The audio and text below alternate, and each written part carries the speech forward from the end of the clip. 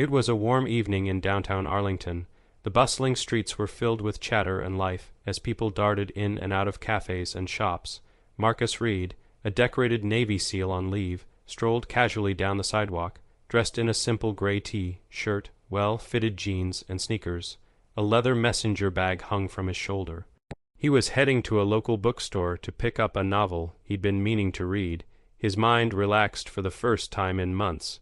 Just as Marcus crossed an intersection, he heard the unmistakable sound of a police car pulling up. Tires screeched faintly as the car came to a halt. A white police officer, Officer Daniels, stepped out with a deliberate slowness, his sharp blue eyes scanning Marcus like a hawk sizing up its prey. "Hey you," Daniels barked, his voice cutting through the street noise. Marcus paused mid-step, turning his head to meet the officer's gaze. "You're in a bit of a hurry, aren't you?"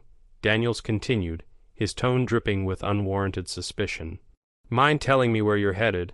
The question hung in the air, sharp and accusatory, but Marcus remained calm. A few pedestrians slowed their pace, sensing tension, while others continued on, seemingly used to moments like this. Marcus tilted his head slightly, his expression unreadable. "Just heading to the bookstore," he replied evenly. Daniels folded his arms, his lips curling into a smirk. "Bookstore, huh? That bag of yours, what's in it? You carrying anything I should know about?" The implication was clear, and Marcus felt the weight of the stares around him. He could already feel the itch of prejudice behind the officer's words. But instead of anger or frustration, something else flickered in Marcus's eyes, quiet confidence. "You want to check?" Marcus asked, his voice steady, almost challenging. Daniels straightened his posture, clearly not expecting that response. "I'll be the one asking questions," he snapped. A beat of silence passed as the officer's hand hovered near his utility belt. The crowd began to grow subtly thicker as more people stopped, phones discreetly emerging from pockets. Marcus shifted his weight slightly, still relaxed, but something about his presence made Daniels hesitate, and that's when Marcus spoke again, his tone as calm as before. "All right, officer, let's do this the right way." The growing crowd was starting to murmur, their curiosity piqued by the tension crackling in the air. Marcus's composure, unshaken by the officer's implied threat, seemed to unnerve Daniels. The officer squared his shoulders and moved a step closer, his boots clinking faintly against the pavement. "Drop the bag," Daniels demanded, his tone harsher now, as if raising his voice might mask his uncertainty. Marcus remained still, his expression unreadable. "Sure," he said after a moment, carefully removing the bag from his shoulder and holding it out. His calmness wasn't submission, it was strategy. As Daniels snatched the bag, Marcus's gaze remained fixed on him. There was no fear in those dark eyes, only a quiet power that seemed to unsettle the officer further. "Hands behind your back," Daniels barked, reaching for the cuffs on his belt. At this, Marcus raised an eyebrow. "Am I under arrest?" he asked, his voice steady and unyielding. "You're being detained," Daniels shot back, avoiding the direct question. "You fit the description of someone we're looking for." The absurdity of the statement hung in the air like a bad joke. A few people in the crowd exchanged incredulous looks, and a woman holding a phone muttered, "Here we go again." Marcus gave a slow nod, his lips curving into a faint, almost imperceptible smile. "All right, Officer Daniels." "Let me help you out," he said, stepping closer but keeping his movements deliberate. Daniels stiffened, his hand hovering near his holstered weapon. "Stay right there." Marcus stopped, raising his hand slightly. "Relax, I'm just giving you my ID." He reached into his back pocket slowly and pulled out a small, sleek cardholder. From it, he extracted his military ID and handed it over. Daniels hesitated, glancing down at the card. His smirk faltered for the briefest moment as his eyes scanned the name, the rank, and the words United States Navy SEAL, etched onto the ID. "You still think I fit the description?" Marcus asked, his voice as calm as ever but now edged with subtle amusement. The crowd, sensing the shift, leaned in closer. Phones were now openly recording, and the air buzzed with anticipation. Daniels, clearly flustered, clenched his jaw and tossed the ID back to Marcus. "This doesn't mean you're above suspicion," he muttered. "Stay put while I check your bag." Marcus crossed his arms, a small smile playing on his lips. He didn't say a word, but the look in his eyes said enough. "Go ahead and try to dig yourself out of this hole." As Daniels unzipped the bag and began rummaging through its contents, Marcus took a small step back, his calm demeanor now laced with a quiet confidence that felt almost theatrical. "Make sure to show everyone what you find," Marcus said, gesturing toward the growing audience. The tension in the air was almost palpable as Officer Daniels crouched slightly, pulling open the zipper of Marcus's leather messenger bag. The crowd leaned in, their phones trained on the scene like paparazzi catching a scandal. Daniels dug his hand inside, his expression a mix of forced confidence and concealed apprehension. Inside, the contents of Marcus's bag were tidy, as though arranged with military precision. A neatly folded book, a stainless steel water bottle, and a sleek black laptop sat side by side. Daniels hesitated for a moment, his fingers grazing the book before pulling it out. "What's this?" Daniels demanded, holding up the book as though it were contraband. The title, Leadership Under Pressure, A SEAL's Guide to Resilience and Excellence, was emblazoned across the front. The irony was lost on Daniels, but not on the murmuring crowd. Marcus's calm expression didn't waver. "That's a book I wrote," he said evenly, the faintest trace of amusement coloring his words. Daniels blinked, momentarily thrown off. "You wrote this," he repeated, as though the idea were impossible.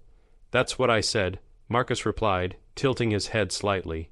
"You want me to autograph it for you, or are you just planning to keep rummaging through my things?" A ripple of laughter ran through the crowd, and Daniels's face flushed red. He shoved the book back into the bag with more force than necessary, clearly trying to regain control of the situation. "Cut the attitude," he snapped, his tone more defensive now. "This isn't over." Marcus raised his hands in mock surrender. "Hey, you're the one making a scene," he said, his voice calm, but with an edge that made it clear he wasn't intimidated. "I'm just trying to go about my day." Daniels ignored the comment and continued rifling through the bag, pulling out the laptop next. He inspected it, as if expecting to find something incriminating. When that failed, he set it aside and moved to the last item, a small leather-bound journal. Opening it, Daniels flipped through the pages, his eyes narrowing. The journal was filled with neat, precise handwriting, detailing Marcus's thoughts and experiences from deployments overseas. A particular entry caught Daniels's eye. "You don't fight for recognition. You fight because it's the right thing to do. Leadership isn't about power, it's about service." Daniels froze for a moment, the words clearly resonating on some level he wasn't ready to admit. The crowd, meanwhile, began to grow more restless. "Anything illegal in there, officer?" Marcus asked, his tone polite but laced with quiet challenge. Daniels slammed the journal shut and shoved it back into the bag, his frustration now plain on his face. "You're free to go," he barked, stepping back as though trying to regain his authority. Marcus didn't move. Instead, he crossed his arms and raised an eyebrow. "Not so fast," he said, his voice low but commanding. "You stopped me, accused me of fitting a description, rifled through my personal belongings in front of all these people. I think we're owed an explanation." The crowd erupted in agreement, voices calling out phrases like, "Yeah, what's the reason?" and "You can't just walk away from this." Phones were now pointed directly at Daniels, their owners waiting for his next move. Daniels shifted uncomfortably, his earlier bravado now slipping under the weight of the crowd's scrutiny. Marcus stood tall, calm, and unflinching, his mere presence making it impossible for the officer to brush this off. Officer Daniels's face was a mixture of frustration and unease as he glanced at the crowd surrounding him. The sheer number of phones recording his every move seemed to shrink the air around him. His earlier confidence had evaporated, replaced by a growing realization that he was now the one under scrutiny. Marcus, on the other hand, stood tall, his calm demeanor commanding the moment. He locked eyes with Daniels, the silence between them stretching out like a challenge. "You're not going to answer?" Marcus asked, his voice carrying effortlessly over the murmurs of the crowd. "What's this description I supposedly fit?" Daniels opened his mouth, but no words came out. The truth was glaringly obvious to everyone watching. There had never been a description, just an excuse. "Let me guess," Marcus continued, his tone still calm but now tinged with sharpness. "Black man walking down the street, minding his own business. That about sums it up, doesn't it?" The crowd erupted into a mix of gasps and murmurs, the tension building with every passing second. Daniels's jaw clenched as he struggled to find a response, but Marcus wasn't finished. "You see, officer," Marcus said, taking a step closer, "what you just did wasn't about keeping the streets safe. It was about power. You thought you could humiliate me, intimidate me, maybe even escalate this into something worse. But you didn't expect me to stay calm, did you?" Daniels's face flushed red, but he remained silent. "You didn't expect me to be a Navy SEAL," Marcus continued, his voice steady but piercing. You didn't expect me to have the discipline to stay level-headed or the experience to see through your game." The crowd was hanging on every word, some cheering softly, others nodding in agreement. Marcus turned slightly, addressing the growing audience. "This isn't just about me," he said, his voice carrying a quiet authority. "It's about the countless times this happens to people who don't have a camera watching, who don't have the training or the platform to push back. This isn't justice, it's harassment, and it needs to stop." The crowd responded with applause, their voices rising in support. Daniels, now visibly rattled, tried to interject. I was just doing my job," he stammered, his earlier bravado completely gone. Marcus turned back to him, his expression one of quiet disappointment. "If this is how you define your job, maybe you're not cut out for it," he said simply. The words hit Daniels like a slap, and the crowd roared in agreement. People began calling out phrases like, "hold him accountable," and "file a complaint." Daniels looked around, his authority crumbling under the weight of public opinion. Marcus reached into his pocket and pulled out his phone, holding it up. "Here's the deal, officer," he said. "You're going to stand here in front of all these people and explain why you stopped me." Or he let the implication hang in the air as he tapped his phone screen. Daniels's eyes widened as he realized Marcus had been recording the entire interaction. The officer opened his mouth, but no words came out. "You don't owe me an apology," Marcus added, his voice cutting through the chaos. "You owe every single person here an explanation for why you thought you could abuse your power. So go ahead, talk." The crowd fell silent, waiting for Daniels's response. The officer's face was pale now, his earlier arrogance completely drained away. He shifted on his feet, clearly panicking under the weight of the moment. The weight of the moment bore down on Officer Daniels like a storm cloud, the crowd's expectant silence amplifying his discomfort. Beads of sweat formed on his brow as he shifted his stance, searching for an escape from the corner he had backed himself into. Daniels stammered, his gaze darting between Marcus and the sea of recording phones. "I was acting on suspicion. Just doing my duty, trying to ensure public safety." The crowd groaned, the flimsy excuse igniting murmurs of frustration and disbelief. A man near the front shook his head, muttering, "Same old story," while a woman called out, "What suspicion? Say it plainly." Marcus's expression didn't change, but his presence seemed to grow more commanding. He took a deliberate step closer, his calm gaze locking onto Daniels's flustered face. "Suspicion," Marcus repeated, his voice cutting through the noise like a blade. "Let me make this clear, officer. Suspicion is not a license to harass. It's not an excuse to stop someone without cause, and it's certainly not justification for targeting someone because of the color of their skin." Daniels opened his mouth to respond, but Marcus raised a hand, silencing him. The crowd cheered softly at the display of quiet authority. "You want to talk about suspicion," Marcus continued, his voice rising slightly, his tone sharper now.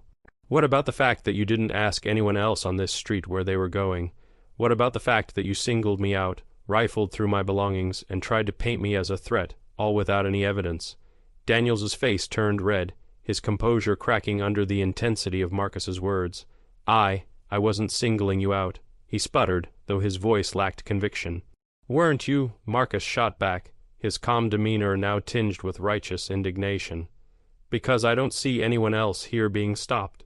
Or are you going to tell us all that they fit the same vague description you mentioned?"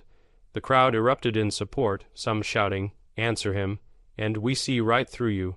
Daniels looked like a cornered animal, his earlier arrogance completely replaced by desperation. He glanced at the crowd, at the phones capturing his every move, and then back at Marcus, who stood tall and unyielding. Marcus lowered his voice, his tone softening but losing none of its power. "Here's the truth, Officer Daniels. You didn't expect me to push back. You thought you could get away with this because you've done it before, probably more times than you can count. But not today. Today you picked the wrong person." Daniels clenched his jaw, his hands balling into fists at his sides. The crowd was fully against him now, their voices growing louder, their accusations cutting through the air like knives. "You still haven't explained why you stopped me," Marcus said, his voice calm but unrelenting. "And let me tell you what happens next. Either you give these people a real answer, or I make sure this video, and your name, gets the attention it deserves. Your call." Daniels's breath hitched, the reality of his situation sinking in. He looked around, his eyes filled with panic as he realized there was no way out without consequences. The crowd began chanting, "Accountability. Accountability." Phones were now pointed directly at Daniels, capturing every twitch of his face, every moment of his growing humiliation. Marcus stood silently, his steady gaze holding Daniels in place like a spotlight. He didn't need to say anything else. The power had shifted entirely into his hands. Daniels was visibly unraveling, his desperation leaking into every twitch of his face and every defensive shift of his posture. The crowd's chants of accountability echoed in his ears, drowning out his thoughts. He raised a hand to quiet them, but the gesture only fueled their frustration. "Enough," Daniels barked, his voice cracking slightly. He took a step forward, his face flushed with anger and embarrassment. "You don't understand what it's like out here. We deal with criminals every day. We can't take chances." The crowd gasped at the officer's attempt to justify his actions, the tension thickening. A woman near the front shouted, "So you assume everyone who looks like him is a criminal?" The words cut through the crowd like a knife, her voice full of indignation. Marcus tilted his head slightly, studying Daniels with a mix of calm and disappointment.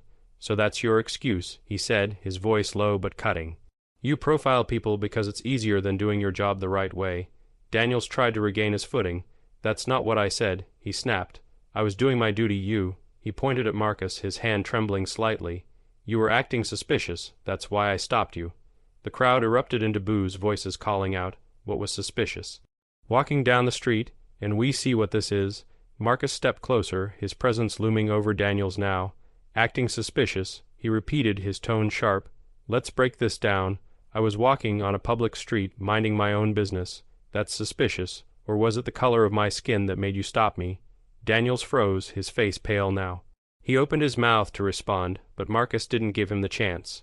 "You know what's really suspicious, Officer Daniels?" Marcus asked, his voice rising.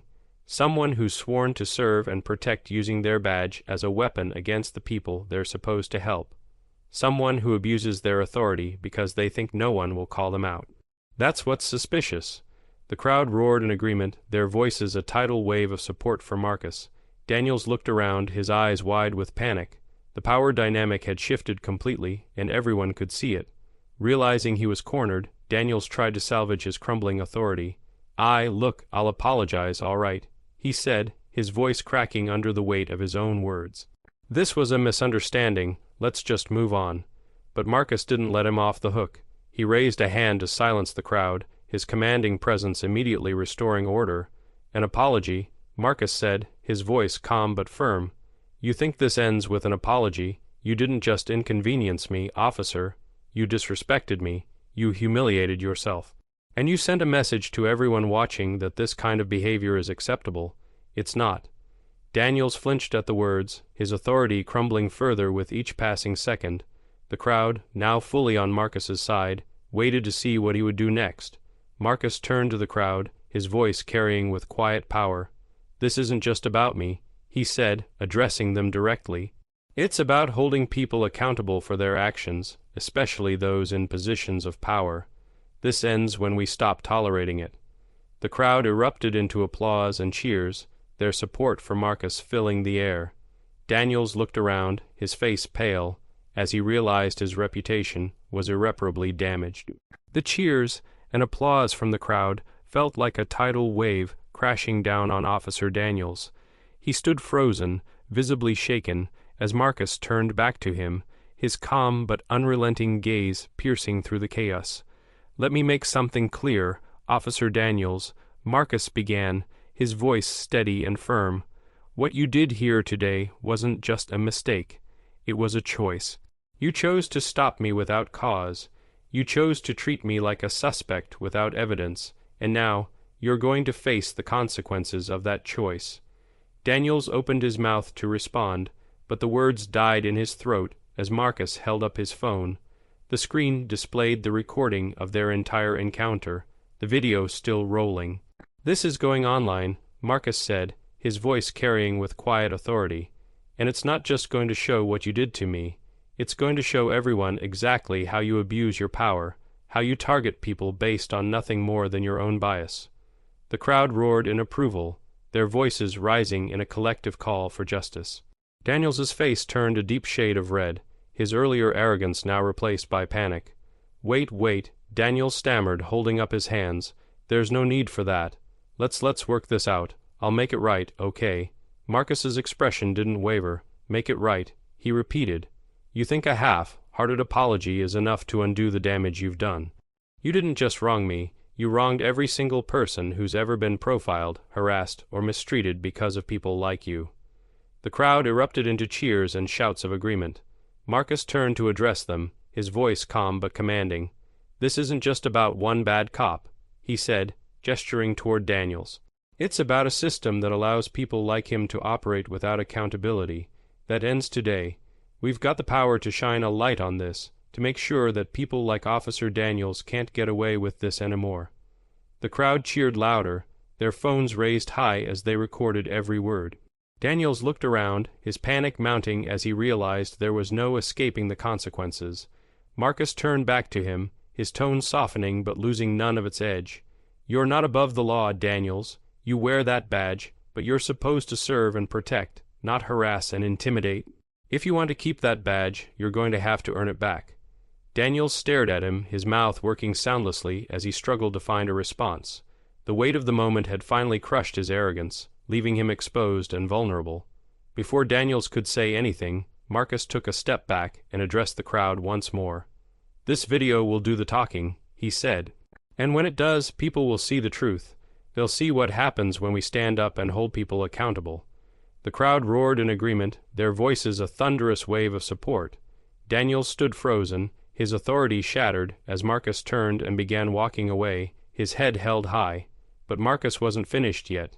He paused, turning back to Daniels one last time. You've got a choice now, he said, his voice low but powerful. You can keep walking this path or you can change, but if you stay the same, know this, people like me won't let you get away with it anymore. The words hung in the air like a final judgment, their weight undeniable. Daniels looked at Marcus, his face pale, as the crowd continued to chant for accountability. As Marcus walked away, the energy in the air shifted. The crowd, still buzzing with excitement and indignation, turned their focus on Officer Daniels. Their phones remained raised, their voices calling out demands for accountability. Daniels stood frozen, his face a mixture of anger, shame, and uncertainty. Post that video, someone shouted from the back of the crowd. Others quickly joined in, chanting, Post it, post it. Daniels turned toward the group, his earlier bravado replaced with a desperate need to salvage what little authority he had left. This is a misunderstanding, he said, raising his hands as if to calm them. You're all blowing this out of proportion. But the crowd wasn't buying it. A man near the front, wearing a navy blue suit, stepped forward. His tone was sharp and clear as he said, blowing it out of proportion. You targeted that man for no reason, embarrassed yourself in front of all of us, and now you want us to pretend it didn't happen. The man, who introduced himself as Marcus Wright, a civil rights attorney, addressed the crowd. If anyone has footage of what happened here today, send it to me. This isn't just about one officer's behavior, it's about systemic accountability. Daniels paled further, his eyes darting nervously as people began murmuring in agreement. The lawyer's calm yet assertive demeanor mirrored Marcus Reed's earlier stance, amplifying the crowd's energy and resolve. Meanwhile, Marcus Reed hadn't gone far.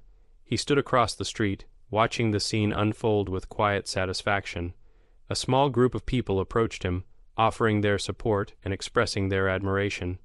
"Thank you for standing up to him," one woman said, her voice trembling slightly. "It's so rare to see someone handle it the way you did." Marcus smiled faintly, nodding. "It's not about me," he said simply. "It's about making sure this doesn't keep happening." Back at the scene, Daniels's attempts to pacify the crowd were failing spectacularly. People began recounting their own experiences with racial profiling and police harassment, their voices growing louder with each story. The tension wasn't dissipating, it was building into a unified call for action. A local news reporter, drawn by the commotion, arrived with a cameraman in tow. She pushed through the crowd, microphone in hand, and asked loudly, "What's going on here? Can someone explain the situation?" Marcus Wright stepped forward, his voice firm and clear. "What's going on," he said, pointing toward Daniels, "is an officer abusing his power and being called out for it. And we have the evidence to back it up." The reporter's eyes lit up with interest. "Do you have footage?" "Plenty," Marcus Wright replied, gesturing to the crowd. "And it's all going to be sent to the appropriate authorities." Daniels's face turned ghostly white as he realized the full gravity of the situation. This wasn't just a crowd anymore, it was a movement, one fueled by anger, justice, and the undeniable truth captured on dozens of phones. Across the street, Marcus Reed watched with a sense of quiet pride. He knew this was bigger than him now. His calm, strategic handling of the situation had sparked something much larger, a demand for change that couldn't be ignored. The crowd's energy reached a fever pitch as the reporter continued gathering statements, and Daniels looked more and more like a man who had lost all control. His hand hovered near his radio, as if calling for backup might somehow undo the damage, but Marcus Wright's voice rang out again, silencing any hope Daniels might have had. "This isn't going away, officer," he said, "and neither are we." The momentum of the crowd had become unstoppable, their collective demand for accountability now echoing through the streets. Officer Daniels stood at the center of it all, his earlier arrogance crushed under the weight of public scrutiny. His face, once red with anger, was now pale as the crowd's chants of justice grew louder. The local news reporter, sensing the gravity of the moment, focused her camera on Daniels. "Officer, would you care to comment on the allegations of racial profiling and abuse of power?" she asked, her tone sharp. Daniels stammered, his words incoherent as he tried to form a response. I was just following protocol," he muttered weakly, but the crowd erupted in disbelief. "Protocol?" shouted a voice from the back. "What protocol lets you harass a man for walking down the street?" Marcus Wright, the civil rights attorney, stepped forward again. "You claim protocol, but we've all seen the truth," he said, gesturing toward the phones raised high in the crowd. "You stopped a man with no justification, searched his belongings, and tried to intimidate him. That's not protocol, that's prejudice." Daniels opened his mouth to respond, but Marcus Reed's calm, commanding voice cut through the noise from across the street. "He's not going to admit it," Reed said, walking back toward the scene. The crowd parted for him as if by instinct, their attention now focused entirely on him. Reed's presence was magnetic, his composed demeanor silencing the crowd as he stopped a few feet from Daniels. "We've got everything we need," he said, holding up his phone. "The video, the witnesses, the truth, it's all here. The question is, what are you going to do about it?" Daniels stared at Marcus, his face a mix of fear and defiance. I made a mistake," he said finally, his voice barely above a whisper. Marcus tilted his head slightly, studying the man before him. "A mistake," he repeated, his voice calm but piercing. "Or a pattern, because something tells me this isn't the first time you've done this. The only difference is today you got caught." The crowd murmured in agreement, their voices growing louder as the weight of Marcus's words settled over the scene. The local reporter, still filming, leaned into the moment. "Officer, are you willing to apologize publicly for your actions today?" she asked, her tone unrelenting. Daniels hesitated, his pride warring with the reality of his situation. He glanced at the cameras, the crowd, and finally at Marcus, who stood unwavering. With a heavy sigh, he muttered, "I'm sorry. I made a bad call." The apology was weak, but it was enough to draw a mixture of relief and skepticism from the crowd. Marcus didn't let up, though. "Words are easy, Officer Daniels," he said, his voice firm. "Action is harder. You owe more than an apology, you owe accountability, and it starts with you owning what you did here today." The crowd cheered, their voices rising in support of Marcus's unwavering stance. Daniels, cornered and defeated, nodded stiffly. "Fine," he said. I'll file a report on myself." The words hung in the air, and for a moment it seemed like the crowd might accept it. But Marcus, ever the strategist, wasn't satisfied. "That's a start," he said, "but it's not enough. This video is going to the precinct, to the press, and to every platform I can find. People need to see what happens when power goes unchecked." Daniels's face fell further as the crowd roared their agreement. The reporter turned her camera back to Marcus, her eyes wide with admiration. "Mr. Reed," she said, "you've turned this moment into something much larger. What's your next step?" Marcus glanced at her, then at the crowd. "The next step is systemic change," he said. "We need more than apologies. We need accountability, training, and consequences for actions like this, and I won't stop until that happens." The crowd erupted into applause, their voices a unified call for justice. Daniels stood silently, his authority shattered as Marcus turned back to him one last time. "You're going to learn something today, Daniels," Marcus said, his voice low but powerful. "Actions have consequences, and thanks to all these people, yours are just beginning." The crowd's cheers filled the air, their energy electric as Marcus Reed stood tall in the middle of it all. Officer Daniels looked utterly defeated, his head lowered as the reality of his situation sank in. This wasn't just about him anymore, it was about something much larger. The local reporter, still filming, turned her attention back to Marcus. "Mr. Reed, your actions here today have sparked something powerful," she said. "What message do you want people to take away from this?" Marcus paused, glancing at the sea of faces around him. Each one represented someone who had been silenced, overlooked, or mistreated. His voice, steady and deliberate, carried across the crowd. "The message," he began, "is that accountability isn't optional, it's necessary. No one is above the law, not even those who enforce it. And if we want real change, we have to stand together, speak out, and demand it. Today isn't the end of this fight. It's just the beginning." The crowd erupted into applause, their voices a chorus of support. Marcus Wright, the civil rights attorney, stepped forward and placed a hand on Reed's shoulder. "Let's make sure this momentum doesn't fade," he said. "This video and these witnesses can spark real change, but only if we keep pushing." Together, the two Marcuses, Reed, the Navy SEAL, and Wright, the attorney, united their efforts to ensure that Officer Daniels' actions wouldn't be swept under the rug. The video, already spreading online, became a rallying cry for justice and accountability. Within hours, it trended on social media, drawing attention from activists, lawmakers, and news outlets across the country. Daniels, unable to escape the mounting pressure, was placed on administrative leave pending an investigation. His weak apology and years of unchecked behavior came under intense scrutiny. For him, this was the beginning of a reckoning that would force him to confront the consequences of his actions. But for Marcus Reed, this moment wasn't about personal vindication, it was about the community. He used the platform created by the viral video to advocate for police reform, focusing on mandatory bias training, independent oversight, and community accountability measures. Weeks later, at a public forum held in the same city, Marcus stood before an even larger crowd. Community leaders, activists, and local officials had gathered to discuss tangible steps toward change. Reed's calm, commanding voice echoed through the room. "Today, we're taking a step forward," he said. "Not just for me, but for everyone who's ever been silenced, overlooked, or targeted.